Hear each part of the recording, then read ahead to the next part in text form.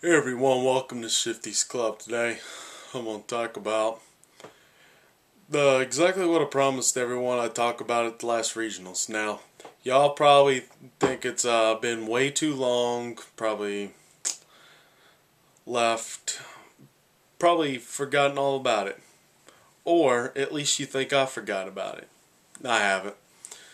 I've been taking a while to try to put this script together. For exactly how I want to put it out and exactly what I want to say. And if I put it in the exact words, then everyone will be able to understand it. What I'm talking about is RNG manipulation. Very, very thorough guide to how to start out. Now this will take about 4 or 5 videos, just like I promised you guys for the trading card game. Y'all ain't gonna get another video until like Nationals. If you're lucky, you'll get one before, but the trading card game players need a lot worse than you. After what I seen at that stupid regional, there were 5 people there at the regional championship in Athens. Now note that there was a Florida regional, so that plus people from other surrounding states, plus the ones from Florida and Georgia, come to Georgia regionals. So you gotta think about that. Plus, we did have the same guy who got second last year's regional end up winning this regional. Harrison Saylor, congratulations to that guy. He's a very, very skilled player, and get that for 4-day, 3-night airfare and their hotel. As which is pretty cool, but I wish I would have won it, but you know, we can't win them all. But what I thought I'd do is help those that really didn't know what the heck I was talking about. And RNG is not as hard as it seems, yet there's plenty that want to learn. And then those really stubborn players that say they have their dignity and their pride, they want to raise their Pokemon without having to do this and that. Well, they're just cheating themselves out. They'll never win championship just because they refuse to use the best way to get the perfect Pokemon. I mean, it's not that it's necessary. It helps. It definitely helps. It gives you that boost. Because if you just randomly catch a Pokemon, don't know its IVs, you could get a Pokemon with like 29 IVs. You could end up getting one with 3, 13, 24. You have no idea what the IVs are. And that's exactly what why RNG manipulation helps, is because these IVs control the what a Pokemon's stats are without the EVs to boost it. Now, for those of you who do not know what RNG is, all it is random number generator. Basically, this term just refers to being able to hit a predictable seed inside the game to get a desired outcome. Now, since RNG in this game is false and rather governed by a mathematical formula, we use the term pseudo random number generator, or PRNG. Pseudo's PSUEDO, so it starts with a P, so we'd say PRNG. But it's pseudo random number generator, and pseudo just means false, just because it's governed by a mathematical formula. IVs are individual values. These determine what a Pokemon's stats are when it first comes out without the help of EVs, and the nature definitely does tell how IVs are distributed as well, such as if you had 24 IVs and a brave nature and 24s in speed, then your base speed stat would be lowered compared to if it was like adamant, where it's normal, and it'd be even higher where it's, say, something such as jolly. So in all these different aspects, IVs really do give a good contribution. They bump up your stats enough to where they can make somewhat of a difference. Not the best difference in the world, but they definitely do help. And plus, you can get Pokemon with flawless stats. Plus, in the next video, I'll teach you how to get the Pokemon you absolutely just plain out want. But for now, we're just going to focus on getting the basics down. First off, we're going to have to do something called calibrate your DS. And all this means is we have to find your DS parameters to get you ready for RNG manipulation.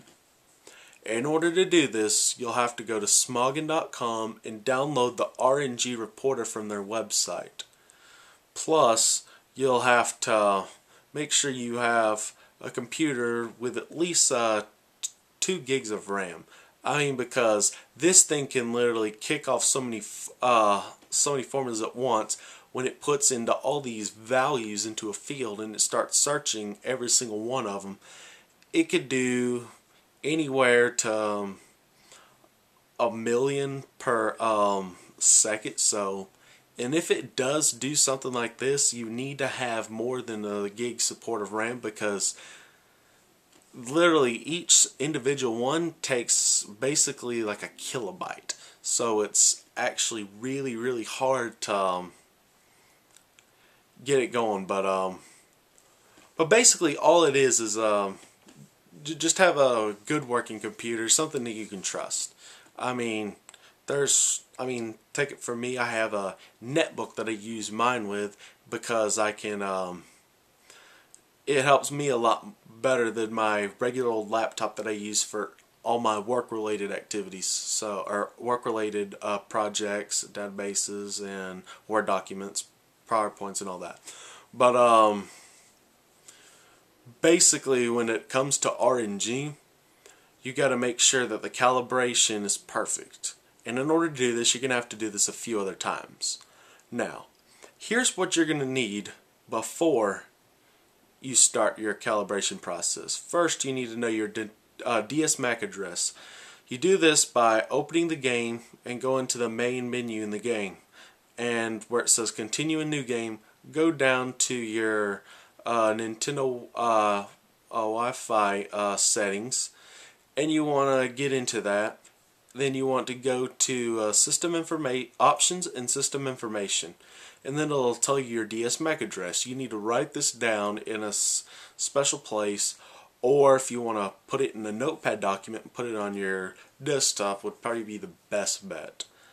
Alright, now that you have your DS MAC address, now you have to make sure that your Nintendo DS is set to auto load. The reason why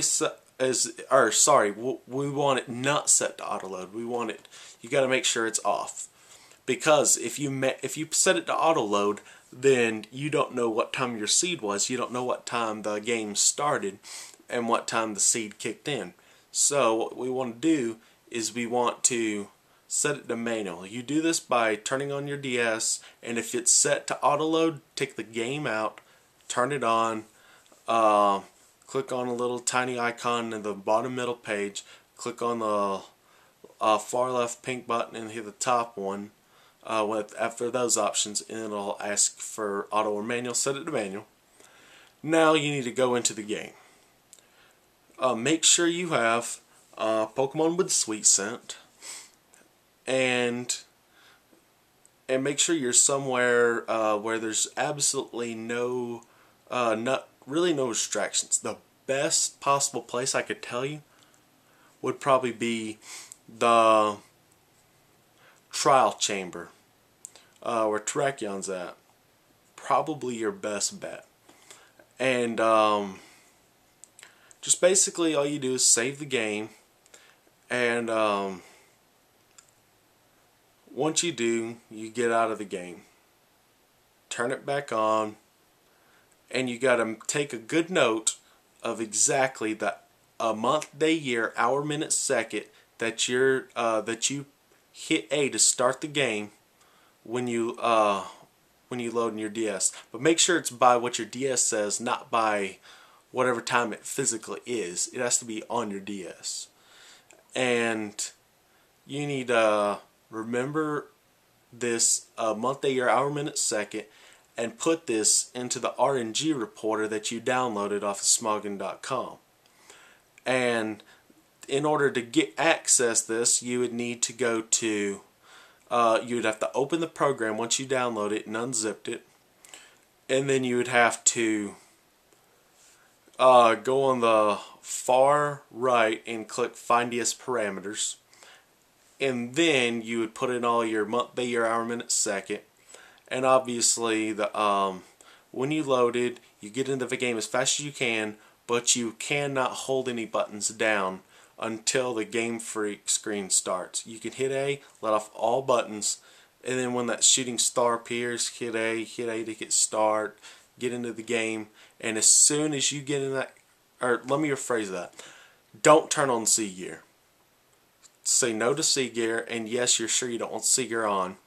As soon as it pops up the season, you hit A and then hit X as fast as you can repeatedly. Then what you'll do is you'll go to your Sweet Center, and then you'll automatically be loaded into a battle. Now, you want to probably throw a quick ball at this Pokemon, or any ball really works. I mean, as long as you know you're going to catch it, but I mean, most of your easy targets can be caught like this, so. But basically what I'm trying to get at is you need to have you need to be able to complete it like this. Now I could do an example, but whenever I try to do it with my camera, my DS gets really blurry. But next few videos I might try to get some better clarity on this thing and show y'all a video to where I actually perform this. But after you do catch this Pokemon, you want to go you don't want to exit out of the Find DS Parameters. You want to just click onto the main program page of RNG Reporter, go to the IVs and IV checker on the far left, on the alt page, on the menu bar, and when you click on it, you want to click the list down to the Pokemon that you caught, and then you want to put in the right nature, the right characteristic. Make sure you put in the right level, HP, attack, defense, special attack, special defense, speed, and then you're going to click Find IVs. You're going to take the lower number and put it in the minimum section on your Find DS Parameters. You're going to take the highest number and put that in your maximum. Now, once you do this, you'll go back to that page where you to the Find DS Parameters, and you'll get the find seed or generate or time, and it should pop up one option. Now this is not good. It'll probably say actual seconds 1, and it might be even more than that, and it might not be none at all. But you need to make sure you take down these parameters and make sure you note every single one of these, like you have your V frame, your V count, GX stat, timer 0 minimum and maximum, but it'll just give you regular timer 0. So you don't really need but more than one timer 0. So, and your DS MAC address, obviously you already have that, but as long as you have these that you got off that one Pokemon, now you have the potential of manipulating with RNG. But to clarify, do this a few times. See if you get the same results. And if you don't, go with the results that come out the most often. And even if you have to, change location. Like Route 10, as long as you're not around anyone who's a moving character, works fine. Let's see, what else works well? Route 1 works well if you're not around anyone that turns around. Any cave where there's no dripping water on screen would be great. And basically you just keep going until you make sure that you get a consistent result. Once you use it, you get those parameters and you write them down or type them and save them in a notepad document. and now you're ready to go to part 2, how to get perfect Pokemon. But I gotta stop here, and I'll give you the next episode whenever I can get up to it next time at Shifty's Club.